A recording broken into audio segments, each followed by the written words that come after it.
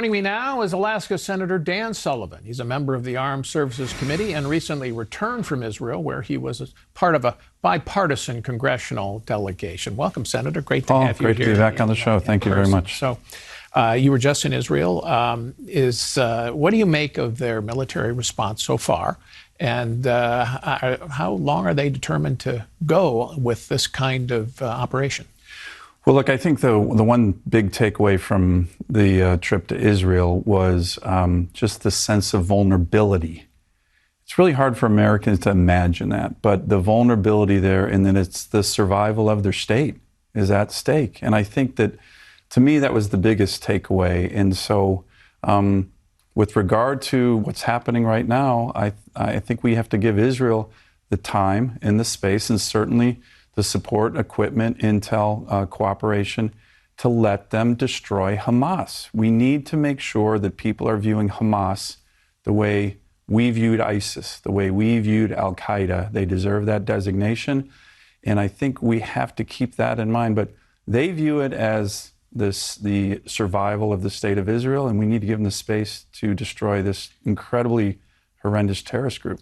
What do you make of the President and Secretary of State Blinken's request for a pause? Is that, they say they want to get the hostages out, you want to get them out, everybody wants to get them out. Of course. Do you think a pause would accomplish that?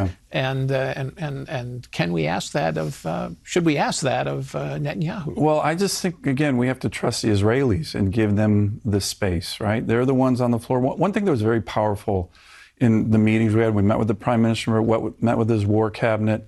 They emphasized, all of our children are in the IDF.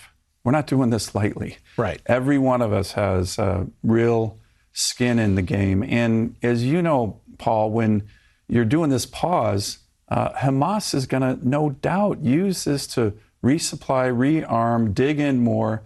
And that is something that I don't think should be acceptable. They also said, imagine, now we were there a couple of weeks ago, imagine 2 or 3 weeks after 9/11 if the world community said to the United States, hey, we need a humanitarian pause for the civilians.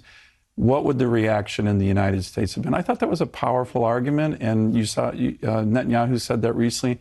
So again, I'm not supportive of a pause right now. I think it could cause too much trouble as opposed to helping civilians. We all want to help civilians.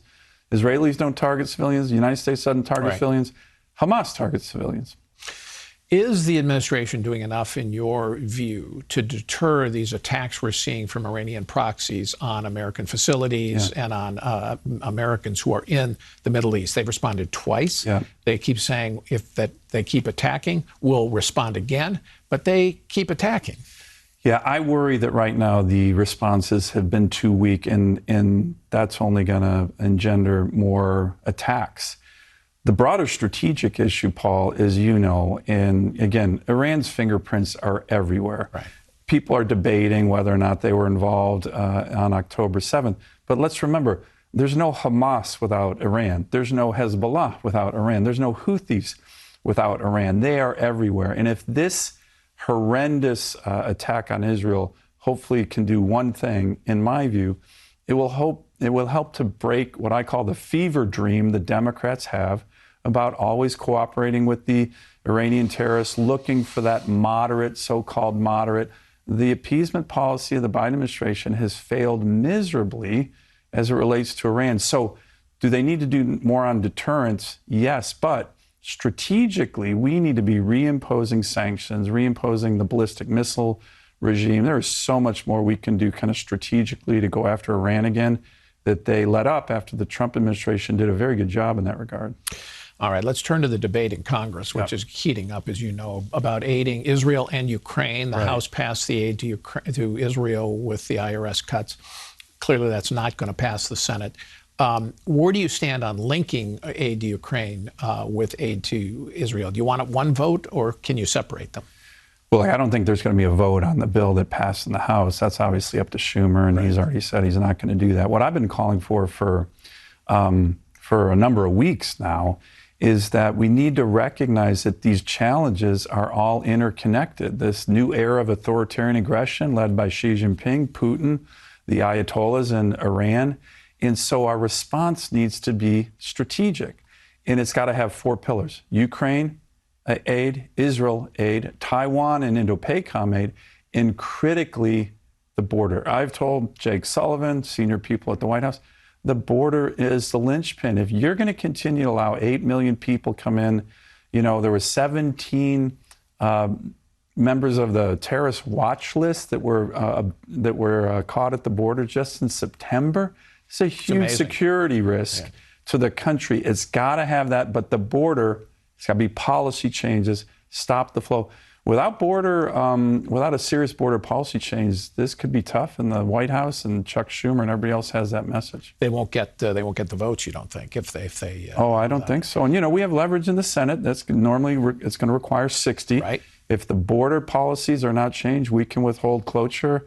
And so we're very serious. We've all sent that message. But if you get those policy changes, like the change in asylum law to a tougher standard, do you think that there will be enough votes, Republican votes, to break a filibuster in the Senate with a single bill to pass Ukraine and Israel aid as one?